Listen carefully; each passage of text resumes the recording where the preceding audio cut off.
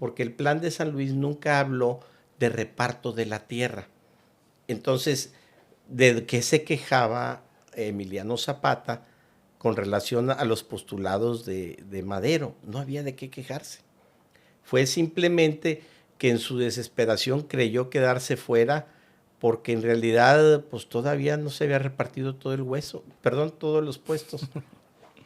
Está él, está a su mano izquierda Zapata. Ajá. Bueno, el rostro que se ve ahí medio femenino es de Juana Gallo. Okay. Era una de las soldaderas zapatistas que andaban en el movimiento. Pancho Villa, si bien ya estaba retirado, tenía un proyecto social muy fuerte en Chihuahua, era un hombre de gran influencia y lo más importante, con capacidad de armar un ejército en días, con o sin recursos financieros. Pues muchas gracias por esta invitación a tu canal, ¿se llama? Historias no contadas. Muchas gracias por esta invitación a Historias No Contadas. Esperemos que haya unas nuevas historias que contar. Perfecto, muy bien. Oscar, bienvenido. Oscar Tamés Rodríguez, nacido aquí en la ciudad de Monterrey. Así es. Historiador, aparte abogado, que también eres colega, entonces ser historiador. Y yo creo que parte de la abogacía es parte de que empieces a investigar y te das cuenta de muchas cosas, ¿no? Así es. La historia requiere de otras disciplinas. El derecho, la economía, la educación, psicología. Así es que la interdisciplinaridad del conocimiento nos permite enriquecer la historia y eso es lo que hemos estado haciendo. Excelente, excelente. Oscar, pues la verdad yo te agradezco mucho porque nos diste la oportunidad de estar en una entrevista con alguien que sabe de historia. Gracias. Y no nada más de que yo creo y te juntas en una carnita y no, me ya enteré y que el primo de un amigo y leí en Google y Wikipedia, ¿no? Sí. Entonces mejor las fuentes fidedignas son las que tenemos que consultar para que los haters que nos digan, no, y las fuentes, bueno, es un historiador. Muchas gracias y sin duda siempre habrá algo que reescribir. Mira, yo insisto, la historia es una ciencia y como todas las ciencias está sujeta al redescubrimiento, a la reinterpretación, a los nuevos conocimientos. Así es que no nos sorprendamos cuando encontramos algo innovador dentro de la historia. Excelente, perfecto. Bien, parte de lo que queremos platicar es, ahorita se acerca la época de la revolución. Entonces dijimos, oye, hay que sacar este tema porque queremos estar bien informados. Yo te comentaba que qué tan cierto era la historia oficial que se cuenta en las escuelas versus los historiadores por afuera. Tú me dices que no ves diferencia en esto. Mira, como algo políticamente correcto te diría, es que la historia oficial está manipulada, maniquea, parcial. No, no es cierto. En lo general habrá algunos errores. La historia oficial es correcta. En lo general, ¿qué sucede? Es imposible que los libros de texto de una escuela de educación básica incluya todo el conocimiento. Es imposible que los maestros conozcan a fondo una sola asignatura cuando tienen 7 u 8 que impartir. Así es que se les dan fragmentos. ¿Por qué? Con la esperanza de que en tu vida privada incrementes el conocimiento. Perfecto, fíjate, no voy a tocar el tema de Juárez porque eso nos va a dar pauta para otro, que no se enoje el expresidente.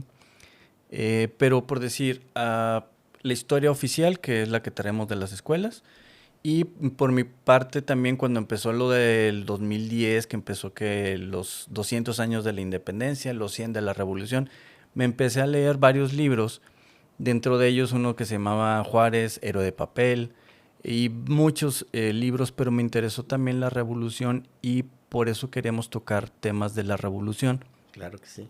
¿Qué es lo que ya sé? Y tú me corriges que estamos bien, que estamos mal, que le agregamos o no tiene nada que ver. Por decir, ¿qué sabemos más o menos como historia general? Creo que la mayoría del colectivo sería que la Revolución Mexicana viene a consecuencia del porfiriato, porque estuvo Porfirio Díaz más de 30 años enquistado en el poder, para bien o para mal. Yo soy de los que en ocasiones digo, tuvo muchas cosas buenas don Porfirio, algunas fueron muy malas, pero creó una clase media, creó una cierta estabilidad. Pero bueno, viene la época de la revolución con héroes y contrahéroes que se traicionan y no se traicionan. Básicamente los que conocemos es Zapata, Pancho Villa, Madero, Venustiano Carranza y después vienen los que hicieron el PRI o la escuelita para tener el PRI. Los que se quedaron con las ganancias de la revolución, dices tú. Exactamente. Mira, la Revolución Mexicana efectivamente es un movimiento que surge como consecuencia del porfiriato. Luego los historiadores hemos dicho que es un movimiento social para reivindicar causas. El origen del movimiento maderista, yo definiría o diferenciaría la revolución en 3 grandes etapas: la de Madero, la de Carranza y la post-carrancista, la de Álvaro Obregón y Calles, Plutarco ¿no? Elías Calles. Sí. En ese contexto, te diría, la de Madero fue una reivindicación política, fue una revolución política por la democracia. Sufragio efectivo, no reelección, es su lema.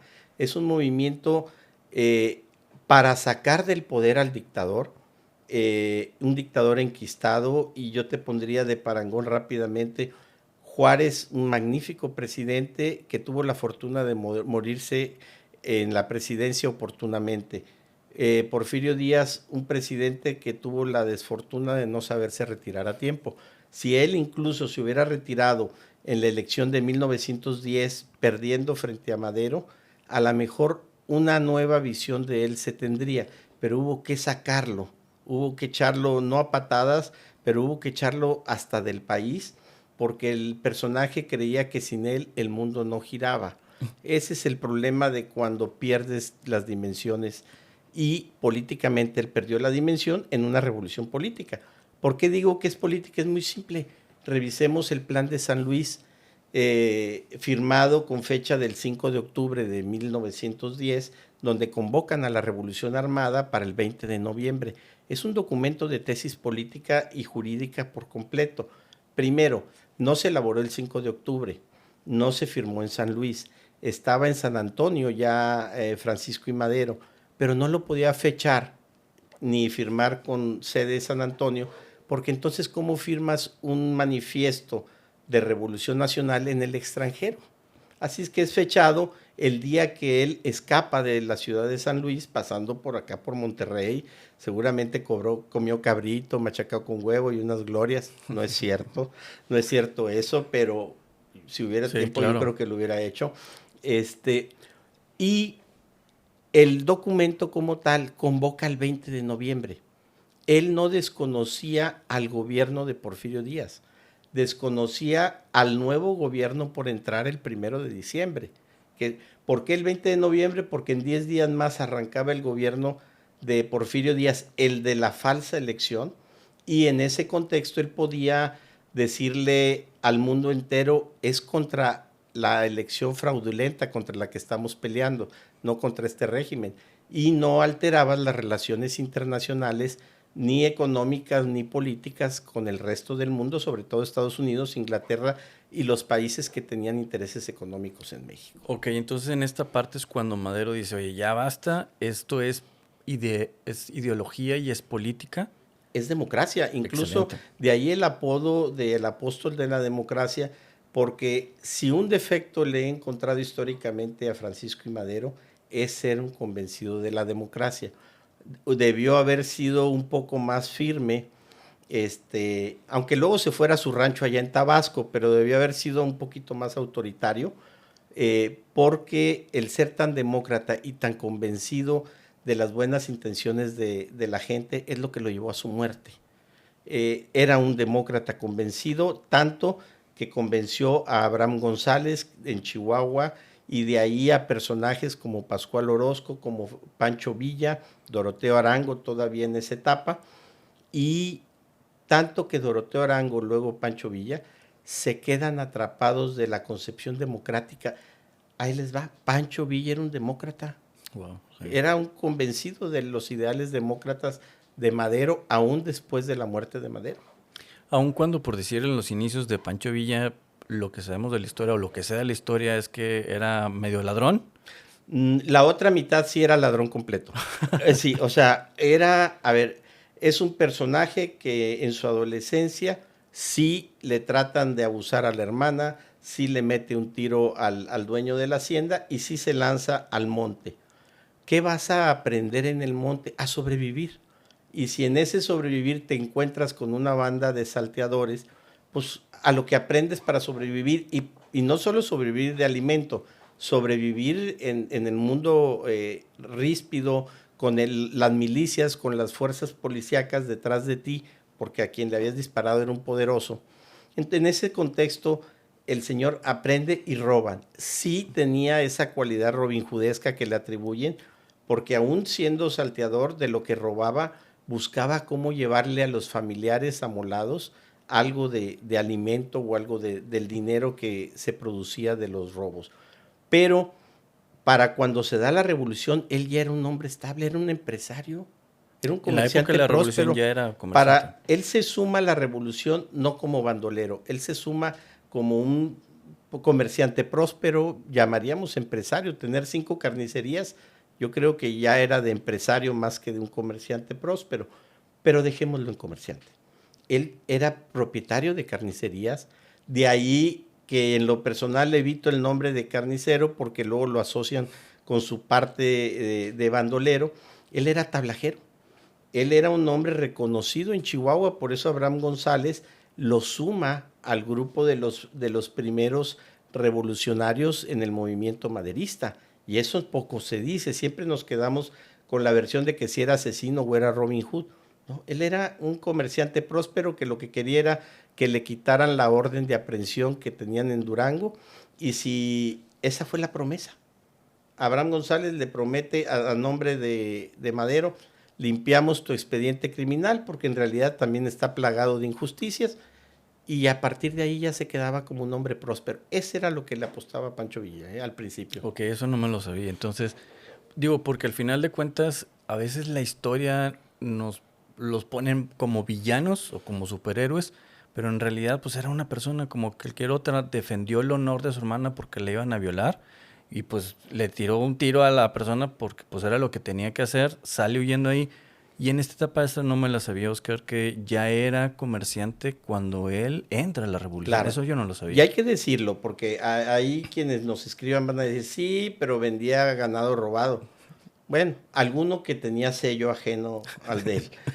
Sí, comercializaba, vaya, él salía o le traían ganado, que alguno de ese ganado era del monte, vendían carne que de alguna manera también era agreste o salvaje, pero como estaba en territorios de algunos de los grandes hacendados, porque Chihuahua, siendo tan grande, todo era territorio de 3, 4 personajes. Así es que todo lo que caminara por ahí estaría en territorio ajeno.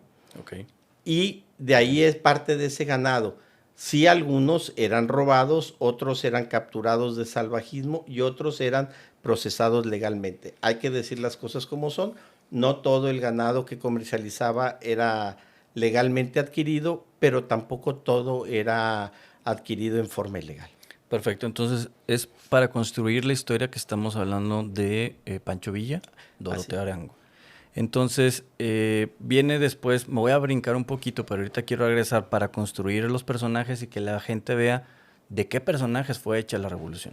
Claro. Entonces, después de la revolución, hay la historia que yo estoy en contra porque no quiero creer eso, porque pues, yo soy más villista, pero que lo iban a asesinar y que se hincó y que lloró. Y ¿qué tanto es cierto esta parte? Mira, Pancho Villa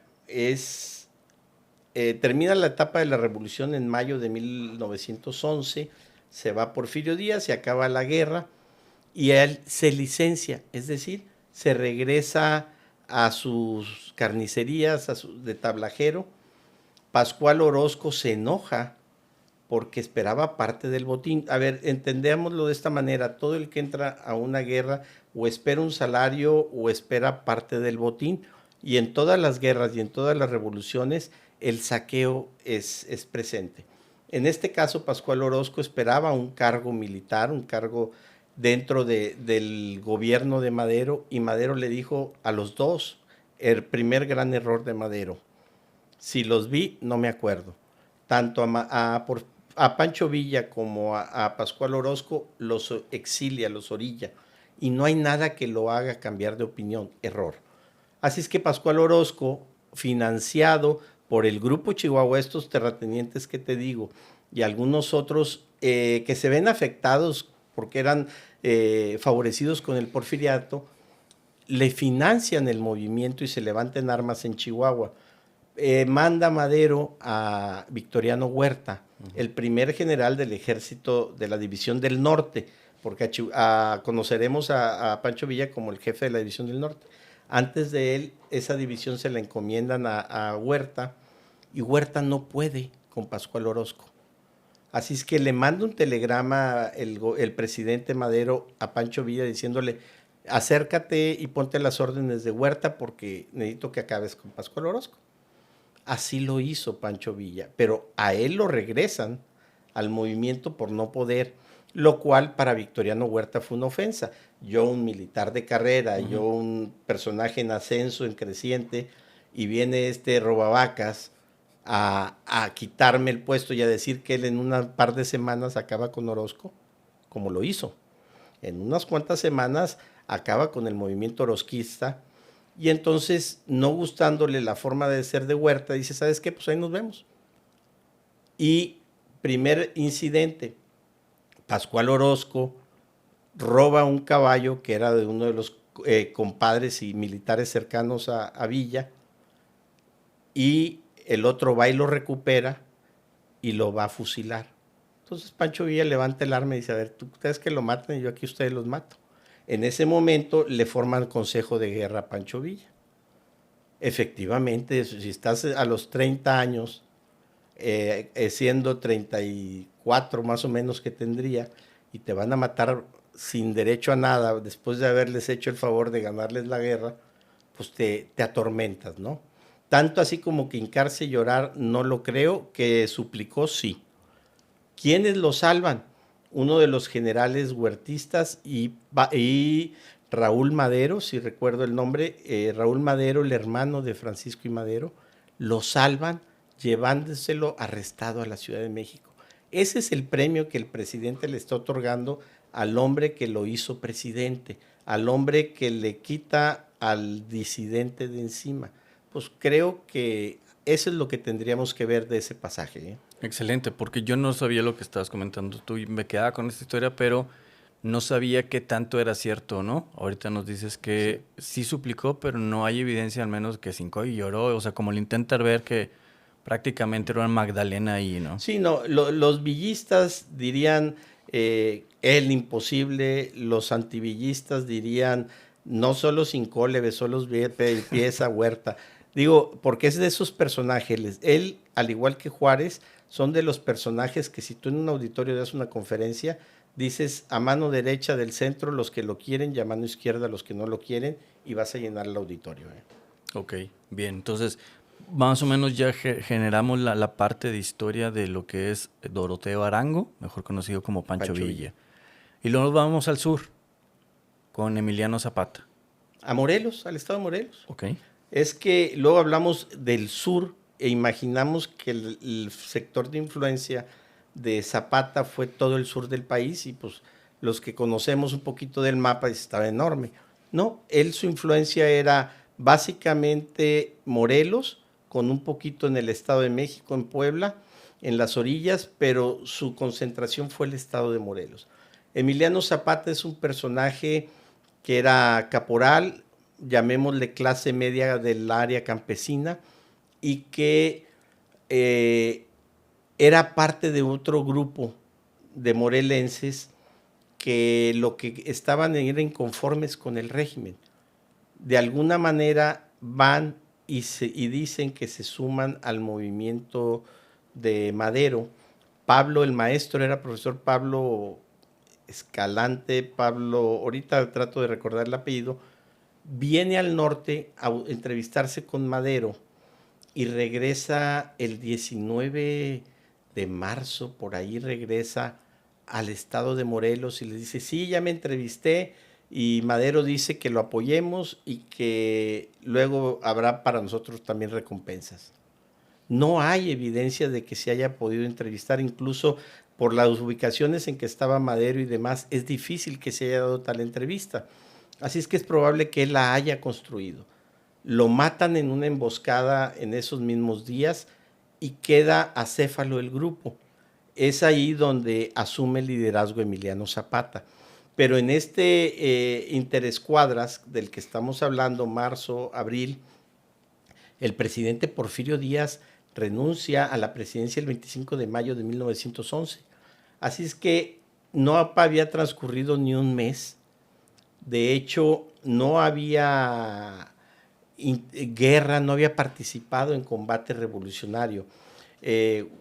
John Womack es el mejor biógrafo de Zapata, dice, sus cercanos le aconsejan, vamos a meternos al movimiento porque esto está por terminar y no nos va a tocar parte del pastel, parte del botín.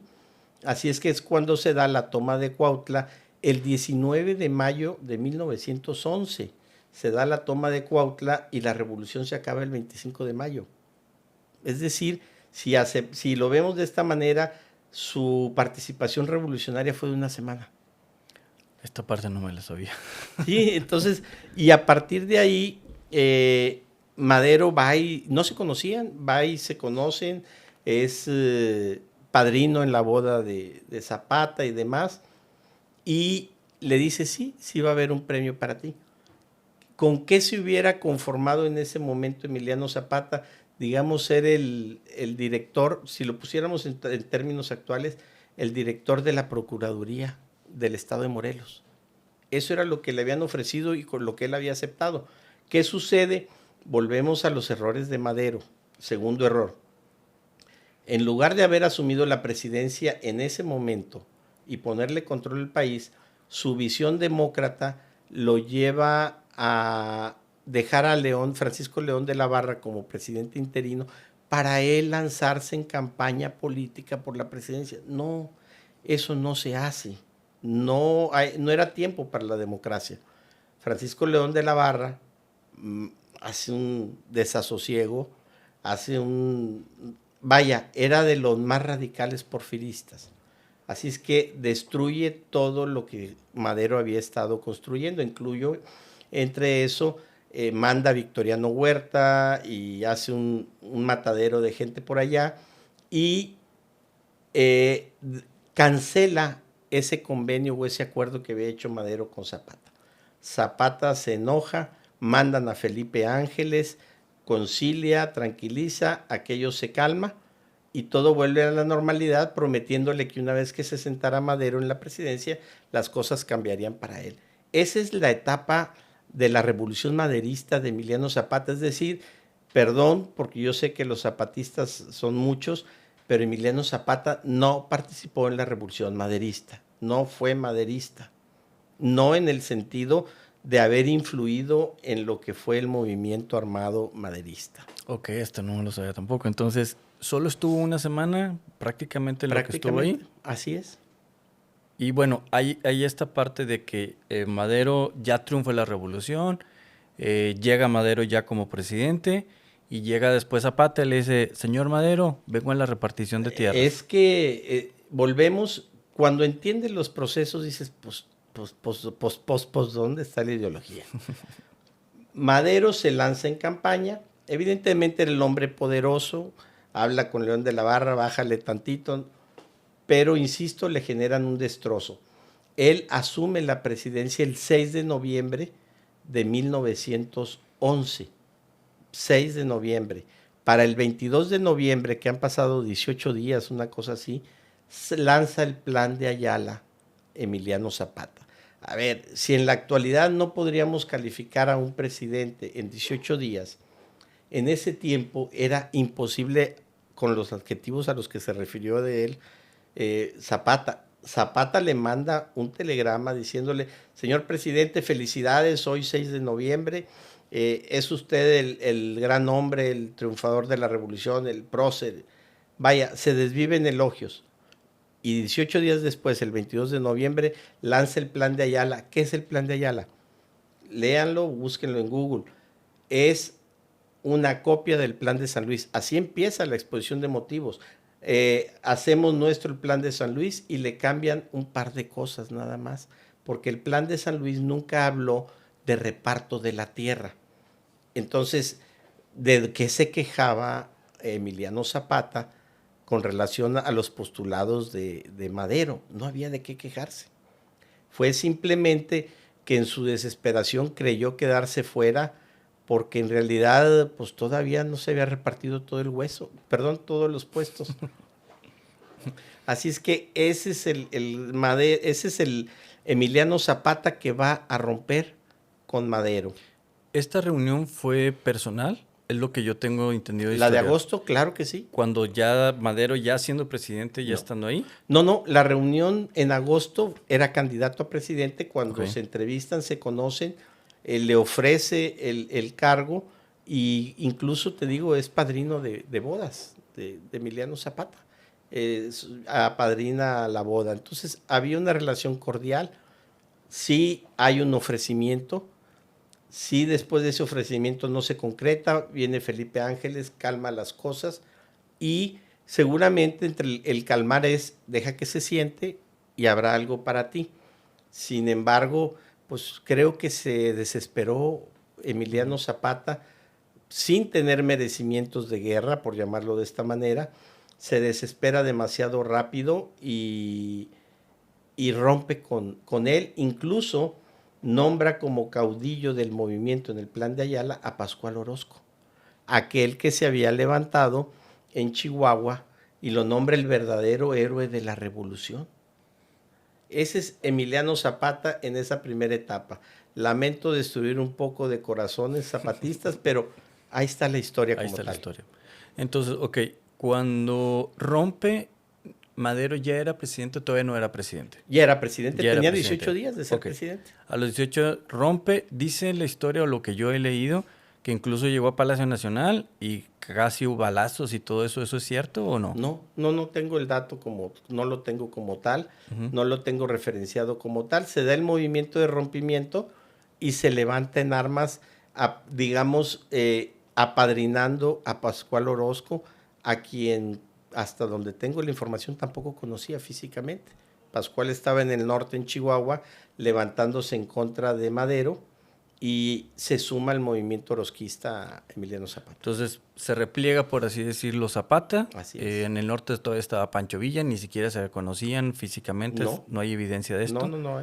Entonces viene Madero, ya está como presidente, comete estos errores que estás comentando y pues me lo mandan a mejor vida. Antes de esto hay una etapa, bueno, el mismo libro de 1910 de Madero, que dicen que gran parte o todo el libro lo escribió en estado de trance. ¿Qué onda con La eso? sucesión presidencial La de sucesión. 1910, escrito en 1908. La sucesión presidencial es un diagnóstico, yo lo llamaría así, un diagnóstico jurídico, político y social del porfiriato. De hecho, hace mención a cosas positivas del porfiriato, pero si encontramos los puntos de rechazo es en la parte política. Él señala que el país ya está maduro para tener elecciones, para tener vida democrática y demás. Entonces, a ver, a Madero, a quien yo considero uno de los grandes personajes a quienes históricamente le debemos mucho, jurídicamente le debemos más como nación. Hay que entender que quienes triunfan en la revolución es el grupo de Venustiano Carranza, que no eran muy maderistas, que digamos, Ahorita vamos para allá. y Sí. todos esos grupos. Entonces había que destruir la figura. ¿Y cómo la destruyes? Acusándolo de espiritista. ¿Era espiritista? Sí. ¿Era masón? También. ¿Todos los masones son espiritistas? No, a lo que he leído en Google. Y él como espiritista decían que hablaba con su hermano Raúl. En la vida de la familia de los Madero hay dos Raúles, uno que muere de niño y Raúl Madero el que llega a ser gobernador de Nuevo León temporalmente. Él hablaba con su hermano, el que murió de niño, y con otros personajes. Él estuvo en Europa formándose y allá estaba en ese tiempo de moda, déjame ver, es Allan Kardec, es como se llama el libro de la metafísica. Hay creo que así se llama el personaje, no recuerdo, que es el padre del espiritismo. Creo que es Allan Kardec, creo que sí, recuerdo el nombre correctamente. Y era el tema de los mediums. Estaba muy de moda ese tema del espiritismo en Europa. Él se apropia y sí, efectivamente practicaba el espiritismo. ¿Eso es suficiente para destruir lo que aportó al país? No. A ver, recientemente un expresidente que vendía Coca-Colas antes de ser presidente tuvo una esposa que practicaba el espiritismo o chamanerías o condiciones de ese tipo, y él mismo tenía algunas ciertas prácticas. Kennedy, Nixon, por mencionar grandes personajes de la política que se sabe que tenían vocación espiritista. Así es que Sí. eso es muy común en la política y no es suficiente motivo como para denostar la labor que aportó al país Madero. Haciendo referencia al personaje histórico que comentas que fue presidente hace no mucho tiempo, que la esposa era o es espiritista, como comentas, dicen que se le pasó un poquito la mano con algo que le echó y lo dejó medio mal al Bueno, presidente. ya lo están remediando con productos de, ¿cómo le llaman? Canábicos. Canábicos. Ya lo están remediando el problema con productos canábicos. Sí, dicen, se le pasó la mano a esta Sí. señora y ya no lo dejó allá en el avión, pero... Hoy. Sí, exactamente. Ok, en esta parte a mí también me llama la atención, digo, yo no le quitaría el mérito a Madero por lo que hizo, aún teniendo esta parte, pero por decir, estaba el primo, no me acuerdo si era el primo Gustavo Madero. El hermano Gustavo El hermano Madero. Gustavo Madero, que cuando llega Madero, pues la prensa estaba sometida, evidentemente por el porfiriato. Llega Madero y les da la opción de que puedan hablar de lo que sea, pero se le vienen en contra. Recordemos que en la democracia solo se puede vivir donde hay libertades. Y la mejor forma de saber si la nación vive en libertad es a través de dos: libertad de pensamiento y libertad de expresión, que aunque son similares, son distintas. Y lo vemos cuando un presidente reprime a la prensa, está acercándose al autoritarismo.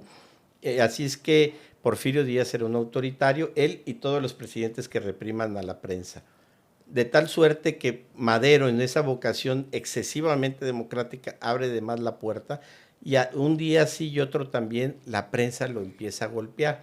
Incluso por ahí hay una carta que él manda en 1913, 13, en el periódico El Imparcial, porque a 8 columnas, como se dice en medio periodístico, Madero no le cumple a Zapata el reparto agrario, una cosa así, y le pegan con todo. Entonces él le contesta: a ver, señores, en mi plan de San Luis en ningún momento yo ofrecí reparto agrario, ofrecí restituir tierras a quienes se las hubieran arrebatado ilegalmente y puedan probarlo, pero de ahí a reparto agrario no, es mentira, yo no tengo esa vocación, bla, bla, bla.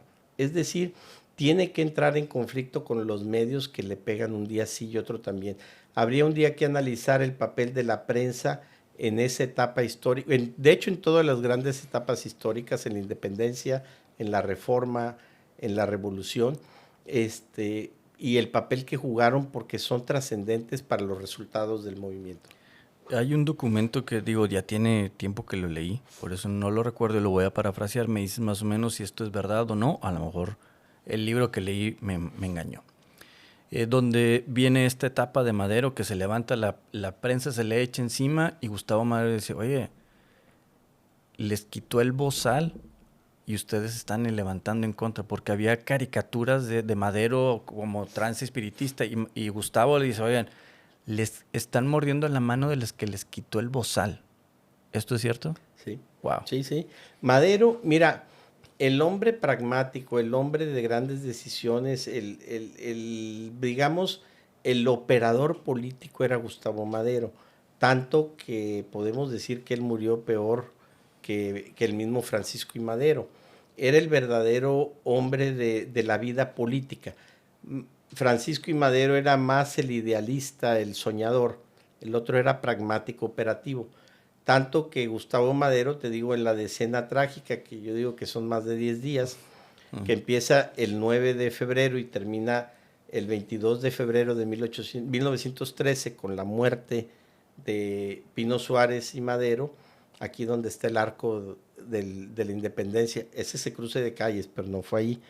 Ahí está el cruce de Pino Suárez y Madero, Es cierto. para que se acuerden de quién era el presidente y el vicepresidente que mataron, que mandó matar Victoriano Huerta y el sobrino Félix Díaz y otros más.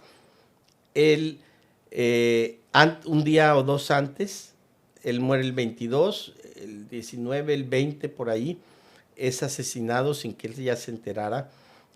Gustavo Madero, le arrancan los ojos, o sea, lo torturan terriblemente. No quisiera dar detalles porque no se trata de eso, pero la tortura es terrible para Gustavo Madero. Con él se ensañaron, a los otros los matan a tiros en una ley fuga que le aplican a ambos, pero con Gustavo fue más la hazaña que aplicaron. ¿Por qué? Porque el mismo Gustavo Madero en su momento le dice, es que no nombres a Victoriano Huerta, tu general, cuando la decena trágica, a este quítale las armas delante de él, quítale las armas porque no es de fiar, no lo nombres tu jefe del ejército. Y ahí está Francisco y Madero, dicen como las víboras, dicen en los pueblos, cabeceando para el lado del golpe. Entonces, Francisco y Madero no escucha a su hermano, pero Huerta, que era un hombre demasiado adicto, de demasiados rencores y resentimientos, se ensaña con Gustavo Madero cuando lo matan. Ok, viene entonces la muerte de Madero, viene la muerte de Gustavo Madero, terrible por lo que nos comentas. Así es. Y es precisamente cuando se vuelve a hacer el caos en nuestro bendito país. Y después, bueno, entonces viene otra vez el surgimiento de Zapata y dice, oye, pues acaban de matar a Madero, Pancho Villa en el norte, y es cuando viene esta famosas fotografías de ellos a caballo, Villa en la silla presidencial, ¿no? Ajá. Muere, bueno, no muere, lo asesinan porque fue un asesinato del presidente Madero, de Gustavo Madero. Se vuelve a levantar el ejército revolucionario, por así decirlo, y entran a Ciudad de México, creo que eran 50,000 personas a caballo. Mira, déjame te cuento, recordemos que a Pancho Villa lo meten a Lecumberri, y estando en Lecumberri, Huerta intenta matarlo, Madero lo ignora completamente de una forma grotesca. Es que tú, espérate, si lo estás tratando como tu enemigo y fue el que te hizo presidente. Finalmente lo que sí consigue Pancho Villa es que lo trasladen a Tlatelolco, a una prisión de menos seguridad. Ahí es donde lo ayudan a escapar. ¿Quiénes le ayudan a escapar? Desde que estaba en Lecumberri, luego acá en esta otra prisión, los porfiristas le ofrecen dinero y modo de escape. Entre ellos, en esta prisión de menor seguridad, se encontraba nada menos que un personaje muy importante, Bernardo Reyes.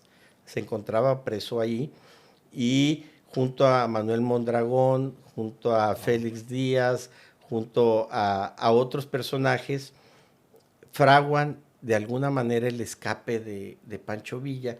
De hecho, le dicen, escápate y te damos dinero para que te desquites de este. Dijo, no. O sea, no, no, no. Mis respetos para el presidente, él tendrá que darse cuenta en su momento y darme la libertad. Finalmente se escapa un 24, 25 de diciembre, ayudado por el secretario de ahí de la prisión, y se van. Lo comento porque él termina en El Paso, Texas. Allá estaba exiliado.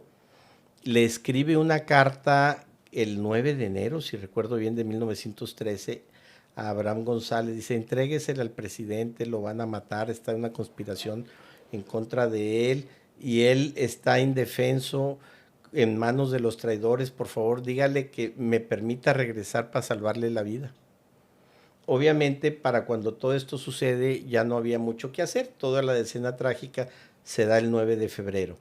Así es que lo digo porque así es como, estando en El Paso, Texas, ya liberado Pancho Villa, porque van a decir, espérate, en la novela pasada se quedó en la cárcel, donde Pancho Villa, en El Paso, Texas, cuando se entera de la muerte del 22 de febrero del presidente Madero, para el 11, por ahí 11, 13 de marzo, cruza como con 10 personas a caballo el río Bravo y regresa a vengar a su amigo.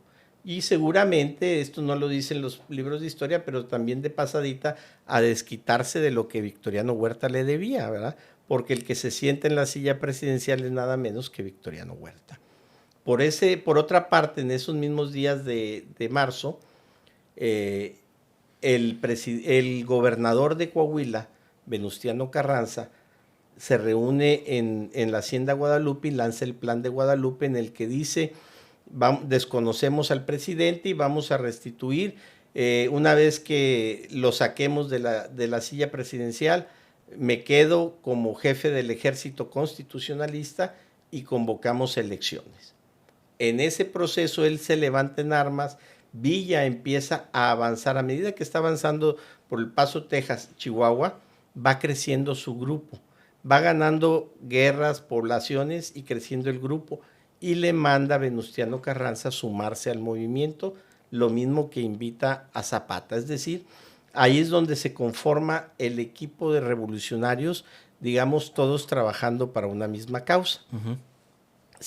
El plan de Ayala de Zapata, hay que decirlo, se reformula 3, 4 veces. Es decir, el plan de Ayala de 1911 se reformula en el 14 y luego en el 17, es decir, se está cambiando permanentemente. Por eso hablo de que Zapata no tiene una visión campesina sino hasta el 14, que es cuando verdaderamente adopta la causa campesina. Así inicia la segunda etapa del ejército constitucionalista, la división del norte de Villa, el ejército del sur de Zapata, todos para echar hacia afuera a Victoriano Huerta. Situación que se logra en 1914. ¿Qué sucede? Que Venustiano Carranza dice, pues sabes qué, después de todo no me voy. Sí. En ese proceso es donde se va a dar el momento de entrada a la Ciudad de México. Incluso esa foto va a ser la foto de la silla presidencial, si recuerdo bien, que ahora sí que en los comentarios me corrijan, creo que es de 1915, cuando ya Zapata y Villa juntos contra el ejército de Carranza toman la Ciudad de México, le pone ahí le cambia el letrero a la calle y le pone Madero, a la actual calle Madero en el centro histórico de la Ciudad de México, y se sientan y viene la historia que le dice Zapata, no, esa silla está embrujada, no la queremos, bla, bla, y se sienta Pancho Villa en un acto de mofa dentro de la silla presidencial, que dicho sea de paso, la cara que se ve atrás de ellos es de Juana Gallo, si recuerdo bien, es la soldadera vestida de hombre que andaba en el ejército zapatista. Está él, está a su mano izquierda Zapata. Ajá. Bueno, el rostro que se ve ahí, medio femenino, es de Juana Gallo. Okay. Era una de las soldaderas zapatistas que andaban en el movimiento. Okay. Entonces, ¿a dónde quiero llegar? Es ese pasaje de esa foto. Ninguno de los dos tenía aspiraciones presidenciales en ese momento. Habrá que decirlo que luego se le alborota el espíritu político a Pancho Villa, y esa va a ser la razón por la cual lo matan. No tiene que ver ya con la revolución, tiene que ver con la grilla y el miedo que despertaba en el grupo que se va a quedar en el poder después de 1920. Entre el 14 y el 19-20 es la etapa del carrancismo. Venustiano Carranza se dice, pues yo ya soy el presidente, jefe del ejército, y me quedo como jefe del ejército. Va a convocar en el 16 a elecciones, y entonces dice, bueno, ahora voy a ser presidente hasta el 20. Me recuerda a algunas gentes, pero bueno, esa es otra historia. Y se queda en la silla presidencial, lo combaten los que yo llamo los verdaderos revolucionarios de visión popular. De hecho, por eso el carisma del pueblo de alguna manera está tan arraigado en Villa, que yo creo que Villa es más carismático que Zapata, incluso a nivel internacional. Ella era, hay que decirlo, era disruptivo e histriónico. Sí es cierto que le vendió derechos para una película a los Estados Unidos. Sí es cierto que los gringos filmaban las batallas en las que participaba y en alguna ocasión, como no había batalla y había que filmar, simularon el combate. Se vale. Desde entonces Loret tomó ahí. Sí, se vale, o sea, ya era. Es decir, hay que entender que pues, son personajes como cualquier otro y Villa era un hombre histriónico, era un hombre que disfrutaba las mieles del poder, y cuando digo el poder es el reconocimiento público, ¿no? Así es que eso se dio, sí filmó una película, no se alcanzó a terminar, por ahí hay rollos de la película. Así es que van a combatir a Carranza, le van a dar verdaderos dolores de cabeza a Carranza, incluso con el interés de conciliarlos, surge la Constitución del 17. Dice, a ver, las reivindicaciones de Zapata, las reivindicaciones de Villa, que luego dicen no eran de Villa, no eran de los Flores Magón y demás, tiene sentido, pero el que estuvo en la trinchera bala a bala peleando por esas reivindicaciones fue Villa. ¿Cuáles eran las reivindicaciones de Zapata? Todos los conocemos: tierra y libertad, la tierra para quien la trabaje. Las reivindicaciones de Villa eran más urbanas. Al fin, las diferencias del norte y del sur ya entonces muy marcadas. Una jornada de trabajo justa, un salario mínimo digno y educación. Eran las reivindicaciones básicas de Pancho Villa. La educación como elemento de movilidad social, el salario justo o al menos un salario mínimo para que no se le pagara al jornal menos de esa cantidad, y por supuesto una jornada de trabajo moderada. Bueno, pues son reivindicaciones muy justas que tú dices en un personaje como nos lo describen de sanguinario y demás. Bueno, esas son las reivindicaciones de Villa y que se plasman en la Constitución. Finalmente, la Constitución del 17, te puedo decir que tiene el espíritu de Madero en la elección directa del sufragio efectivo, no reelección, porque se plasma en la Constitución del 17 la no reelección, el sufragio directo, libre y secreto, aunque en la práctica haya mañas, en la Constitución ya era sufragio libre, directo y secreto. Se plasman las reivindicaciones de Villa que ya comenté, las de Zapata que ya comenté, y de Venustiano Carranza tenemos un gran aporte. ¿Cuál es? El artículo 115 constitucional, el verdadero federalismo, el reconocimiento al municipio y a la autonomía municipal inicia en la Constitución del 17. Ok, entonces en esta parte se levanta ya Madero, se levanta Villa. Ahorita la Constitución política de nosotros sigue teniendo el nombre de Venustiano Carranza porque fue cuando se promulga, ¿no? Sí, de hecho es una reforma a la Constitución del 57. Luego hay quienes volvemos cuando nos volvemos puritanos y estamos a favor o en contra y encontramos prietitos en el arroz siempre. Perdón, arroces de color oscuro en el arroz de color claro. No me vayan a acusar luego de misógino. Perdón, de homofóbico. Sí, ¿no? Racista. De racista. Sí, sí, sí. De todo, sí. Que sepan que ninguna. Desde ahorita me curo en salud. Muy bien. Bien, en ese contexto, lo que te quiero decir es, la Constitución del 17 viene a tener las reivindicaciones de todos, viene a contemplar la lucha y la justicia social. Esto sí es importante porque la nuestra es la primer constitución social del mundo. ¿Por qué? Porque tú como abogado lo sabes, casi todas las constituciones o todas tienen el apartado dogmático y el orgánico. Orgánico y dogmático. La nuestra, hay quienes le encuentran 2 o 3 apartados más de gran importancia: el programático, el social y los transitorios. Que los artículos transitorios a veces son más importantes. Sí. Con esto me regreso al 57.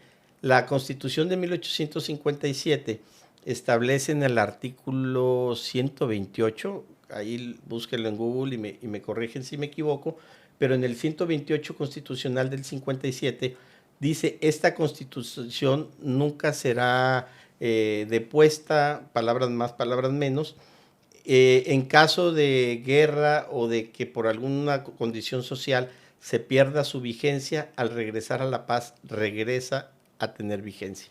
Es decir, Venustiano Carranza no podía decir vamos a hacer una nueva constitución porque entraría en conflicto de inconstitucionalidad al haber dos documentos constitucionales vigentes. La del 57 que dice por ningún motivo soy depuesta y la del 17 que diría soy la nueva. Así es que él convoca a una reforma de gran calado para la Constitución del 57 y por eso el texto constitucional lo dice. Y como es la Constitución vigente, a pesar de 700 y pico de decretos de reforma constitucional, sigue siendo firmada por los originales. Es el texto original más sus adhesiones, enmiendas o sustracciones. Ok, esta parte entonces ya tenemos esta constitución que sigue vigente en un sentido, entre comillas, porque pues ha tenido modificaciones, pero sigue la esencia de la constitución del 17 y la del 52. Fíjate que en 2017 hice una serie de trabajos de análisis constitucionales y le digo a la gente, a ver, sigue vigente el espíritu constitucional. ¿Qué es lo que más nos aportó la constitución del 17? Educación, la parte del laboral, la de la propiedad de la tierra y la parte democrática, diría como un quinto elemento, el apartado del federalismo. Bueno, la parte educativa, las grandes transformaciones al artículo 3 no son para empeorar, han sido para mejorar.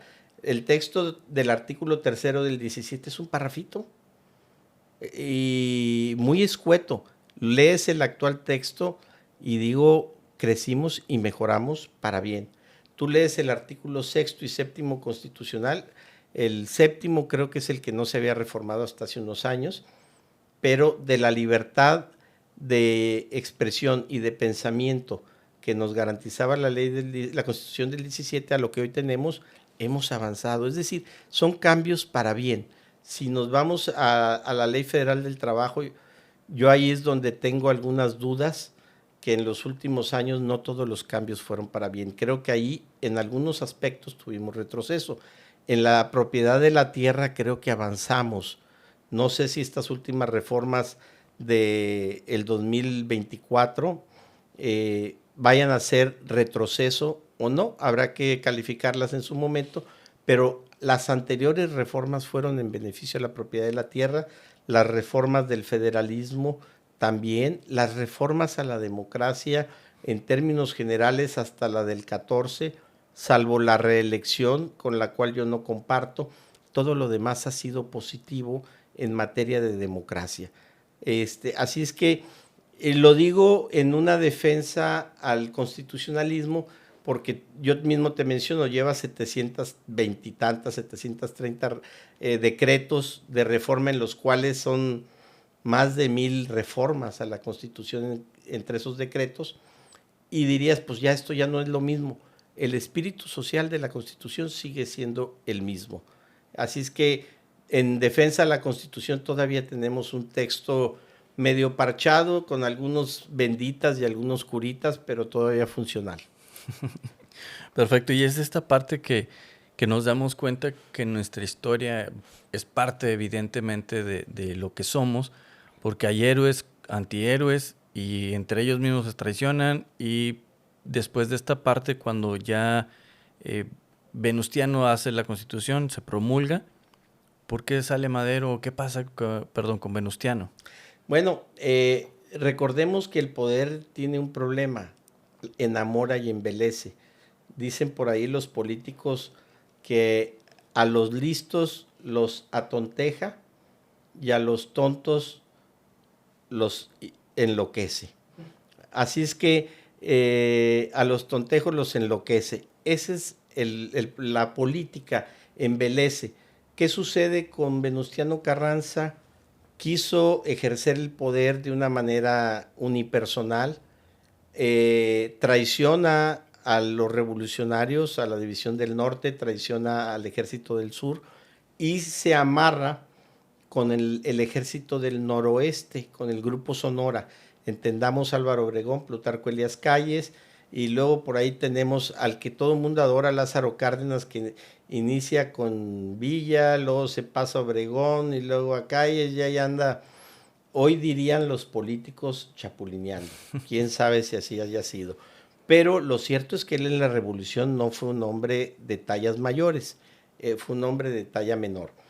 En ese contexto, el grupo de Obregón, que era el líder intelectual operativo, ve que Venustiano Carranza pretende dejar en la candidatura presidencial a un alfil suyo de perfiles muy medianos, muy discretos, al que en teoría iba a poder manipular. Así es que Álvaro Obregón se levanta en armas con el grupo Sonora y le dan un golpe de estado a Venustiano Carranza, que dicho sea de paso es el último presidente que ha muerto siendo presidente de la República, ya sea por muerte natural o muerte provocada, como es el caso.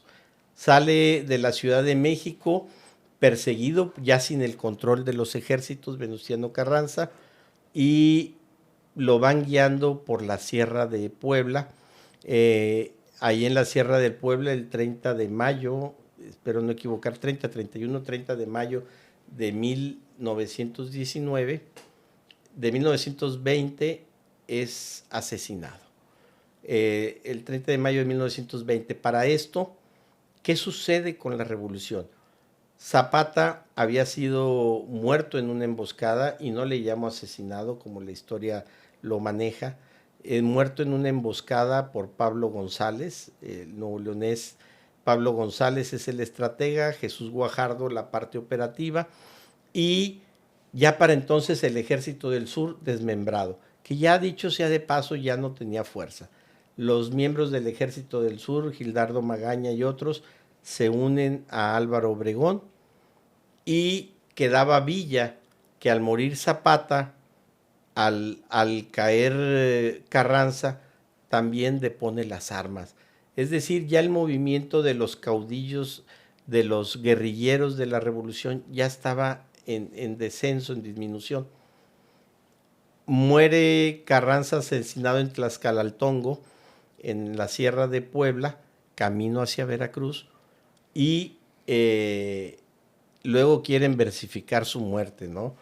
Quieren decir que, yo lo digo en broma, se suicidó con 19 tiros en la espalda y se colgó amarrado de los brazos por detrás y una serie de cosas porque se tropezó sobre unos balazos. Ya, sí, se tropezó sobre unos balazos, cayó en una cama de clavos accidentalmente. Es increíble. Estaba en una choza durmiendo, y ahí fue balaceado. Esa es la realidad.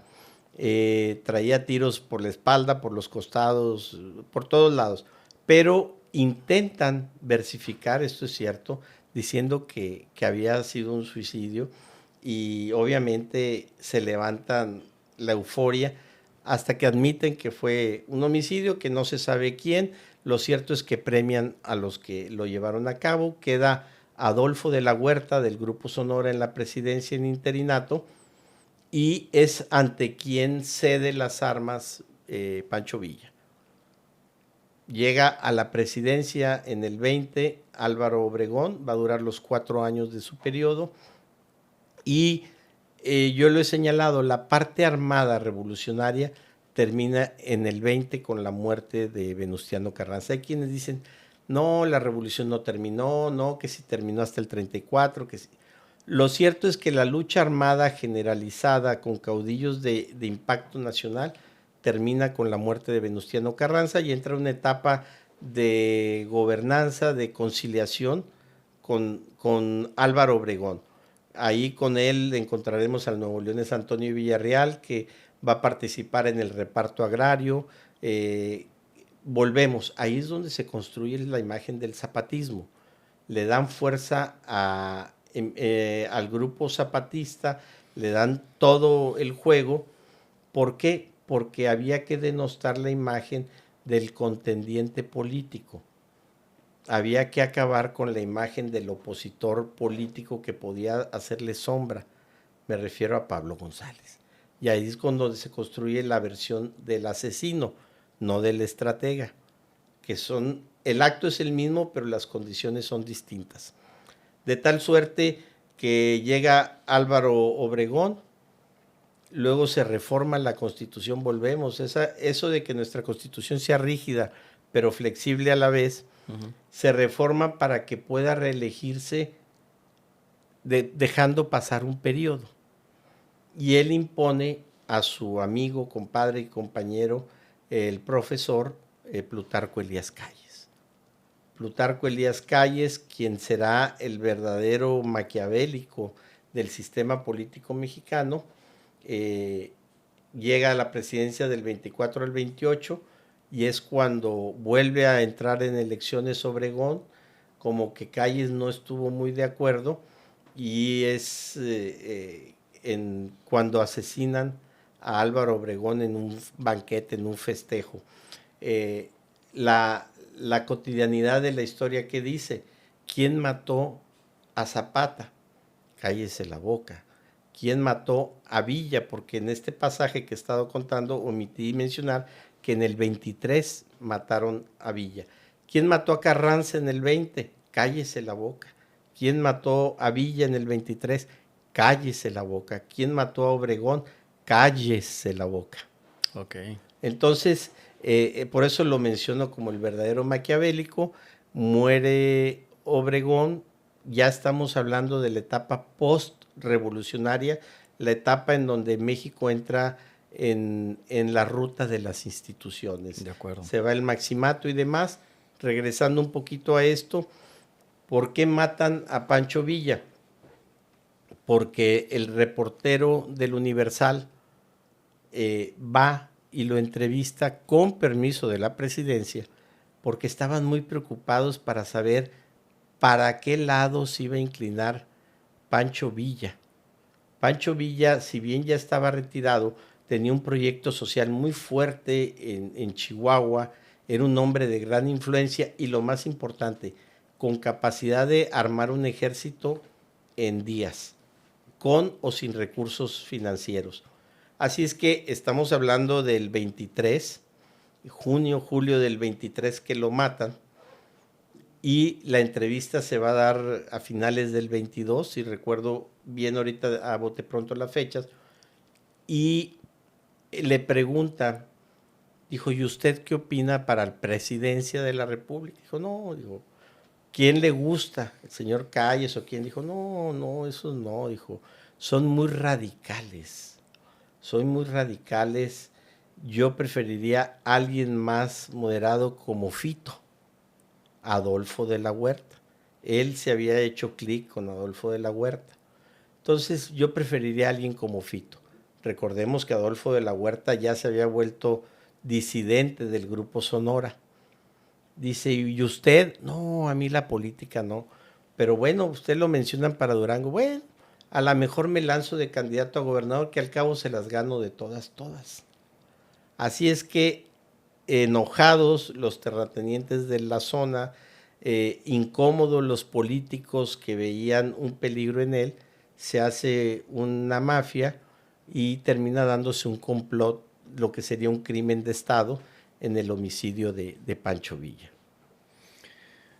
Esa es parte de nuestra historia de héroes traicionando héroes, por así decirlo, porque todos se consideran héroes o los consideramos héroes, pero en realidad son traiciones que se fueron orquestando entre ellos mismos y sobre todo estos últimos dos, de Calles y Obregón, que son los que institucionalizan al país para después que llegue lo que llegó un gobierno que duró 70 años, que fue parte del PRI, pero fue por todo este movimiento que se empezó a institucionalizar, que fue como empezaron a ganar cotos de poder en los obreros, en los campesinos, en los petroleros, en los electricistas, y fue como se formó toda una institución que... Bueno, hay que decirlo, mira, en 1929, si recuerdo bien, es el 4 de marzo es la formación del Partido Nacional Revolucionario. En el 28 es entonces cuando se lanza el manifiesto de Plutarco Elías Calles, en donde convoca a la formación de partidos. La gente, hemos dicho, es cuando convoca al nacimiento del PRI. No, convocó a la formación de un sistema de partidos, donde ya no se dispute con las armas la política, sino a través de elecciones, porque dice, las fuerzas revolucionarias que se aglutinen en un partido y los grupos reaccionarios en otro. Es decir, no convocó solo a un partido, convocó a un sistema de partidos políticos. Y efectivamente ahí van a ser el PRI como PNR, luego Partido de la Revolución Mexicana, PRM, y finalmente allá por el 46, Partido Revolucionario Institucional. Y con ese sentido de aglutinar a las fuerzas sociales diversas. Hay que decirlo, del 29 al 50 yo te diría que la existencia del PRI fue una magia positiva en muchos sentidos porque fue dándole cabida a todas las voces sociales. Y había diputación para los setemistas, ya había diputación para los de la CROC, ya había diputación para los de la CROM, ya había para los maestros y para los ferrocarrileros y para los militares. Es decir, había sí un reparto del pastel político, dirían muchos, pero el reparto era entre los grupos que daban liderazgo, daban de alguna manera representatividad de liderazgo. Eso permitía cohabitar y transitar en una sociedad que se trasladaba del campo a la ciudad, que se transformaba de ignorante a universitarios, que se transformaba de agrícola a industrial y que este factor contribuyó. El PAN surge en 1939 como consecuencia de las políticas prosocialistas de Lázaro Cárdenas. Esa es la existencia del Partido Acción Nacional, por eso incluso en las boletas electorales, estos para quienes nos ven, siempre van a aparecer los partidos en orden de antigüedad. El más antiguo es el PAN, porque su denominación no ha cambiado desde el 39. El PRI como PRI es del 46. Del 34, 35 es Partido de la Revolución Mexicana y antes Partido Nacional Revolucionario. Entonces, por eso el segundo más antiguo es el PRI. Excelente. Entonces, hicimos un recorrido amplio por la parte de la revolución y llegamos a un sistema político que se instituyó en México por mucho tiempo, hasta el 2000, por así decirlo. Pero vimos esta parte. Yo sé que cada personaje de los que vimos es para no uno, sino varios episodios por todas las aristas que tienen. Pero era para que la gente pudiera entender, y tu servidor también, que pudiéramos más o menos darle un poquito de cuadratura a la historia, porque de repente no nos quedaba muy clara esta parte, pero nos ayudaste bastante con esta parte. Entonces, gracias por esta parte para poder entenderlo, ¿no? Muchas gracias a ti, gracias por este espacio y ojalá ya hayamos aportado algo a este redescubrimiento de la historia. Bastante. Y antes de terminar, porque vamos todavía bien de tiempos, nos gustaría hacerte una última pregunta que no tiene nada que ver con la revolución, pero que estábamos tocando afuera de cámaras, que era precisamente las tradiciones que tenemos ahorita, que viene el 1 y 2 de noviembre, el Día de los Santos y el Día de los Muertos, ¿no? ¿Halloween ¿Son o no o Día de Muertos? ¿Halloween o Día de Muertos? Día de Muertos. ¿Cuál festejamos? Y fíjate que digo festejamos, porque luego viene el debate, ¿cómo si es en relación a la muerte es conmemorar? No, en México lo hacemos una celebración. Yo te diría, celebremos Halloween y celebremos Día de Muertos. Ninguna de las dos son tradiciones mexicanas. Ay, pobres, aquí voy a romperle el corazón a algunos. Las dos son europeas. Halloween del norte de Europa, Irlanda, Escocia y algunos países del norte de Europa. La tradición del Día de Muertos es para combatir esto que se llamaban tradiciones paganas. El Día de Todos los Santos, el 1 de noviembre, no es por los santos angelitos, es todos los santos del calendario cristiano. Es la conmemoración a los santos del catolicismo, del cristianismo, porque es el catolicismo el que festeja a santos o el que reconoce santos. Así es que es la conmemoración y se instituye ya por los años 700, es decir, hace 1400 años. Ya tiene algunos días de haberse instituido. Luego, allá por el año 900, se instituye el 2 de noviembre como el Día de todos los fieles difuntos, no de muertos, solo los que son fieles al concepto del cristianismo. Así es que estas tradiciones que van a llegar 700 años después de instalada la última de ellas, la del Día de Muertos, van a llegar a nuestro país traídas por los españoles. ¿Por qué? Porque efectivamente lo que se estaba era haciendo una imposición cultural, sobre todo la cultura de la evangelización cristiana, que era fundamental. Vaya, Hernán Cortés y los españoles no podían conquistar si no evangelizaban. Era primero la evangelización. Así es que en ese proceso, una forma de acabar con el pensamiento prehispánico que tenía su propio culto a la muerte de una manera distinta. Incluso, bueno, pues yo hay quienes les digo, si el 2 de Muertos quieren conmemorarlo con un pozole, nomás revisen la receta original, no creo que les guste mucho, porque la actual creo que lleva puerco y pollo. Ajá. La receta original llevaba otros ingredientes. La de los aztecas y aquellos tiempos no era precisamente con puerco y con pollo. El más rico, y lo voy a tratar de matizar, era de seres muertos bebitos. Entonces, ese era el pozole. Pozole que asustó a Pedro de Alvarado y a los que acompañaban a Hernán Cortés cuando les ofrecen y la uña todavía traía tierrita. Así es que esa es parte de nuestras tradiciones. Luego hubo dentro de esta construcción de la historia, a veces donde hay lagunas le pegamos y decimos, bueno, es que rescata las tradiciones prehispánicas por las calaveritas. Pues no.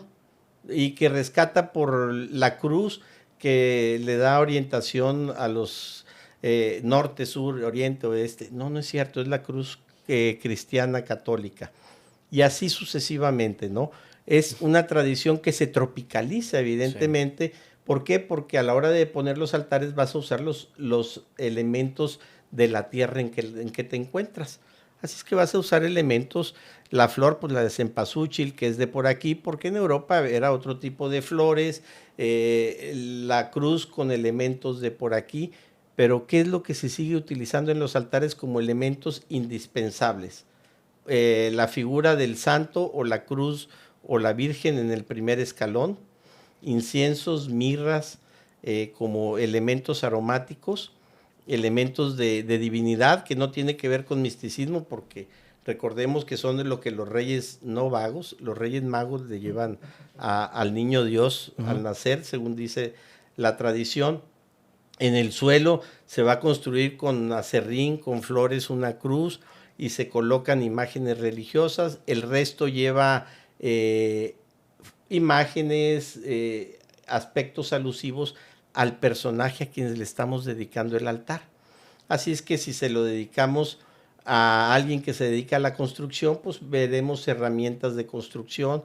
A alguien que se dedica a la docencia, pues encontraremos a lo mejor un borrador, un poco abollado, a lo mejor por chipotazos, pero encontraremos a borrador, gis y otros elementos. A quienes se dediquen a otra actividad, encontraremos los elementos que lo integran, alimentos que se come la gente viva, aun cuando decimos que es para guiar a los seres difuntos y que los disfruten. Las velas que decimos son para que encuentren el camino. No había cera aquí, no había velas. Las velas finalmente es una incursión también europea. Así es que lamento decirlo, pero los altares de muertos no nacen en un sincretismo prehispánico europeo, no, es europeo y se tropicaliza, que eso es distinto. Tanto hemos ido transitando en los últimos 500 años que luego en el siglo XX le agregamos las catrinas y los catrines. Nada que ver, José Guadalupe Posadas no lo hizo por Día de Muertos, lo hacía como una sátira política a los revolucionarios, principalmente a Madero. Encontraremos que dice, no, era antiporfirista, era más porfirista que maderista, ¿eh? Y su crítica iba enfocada principalmente a Madero, incluyendo las calaveritas versadas que se describían por ahí. Y le agregamos en los últimos años al altar de muerto el ingrediente de Catrinas y Catrines. Los que estén de mi corpulencia eviten vestirse de Catrinas y Catrinos, digo, porque pareceremos otra cosa distinta. Finalmente, hace una década aproximadamente, Hollywood nos trajo los desfiles carnavalescos por Día de Muertos, gracias a una de las últimas películas de James Bond.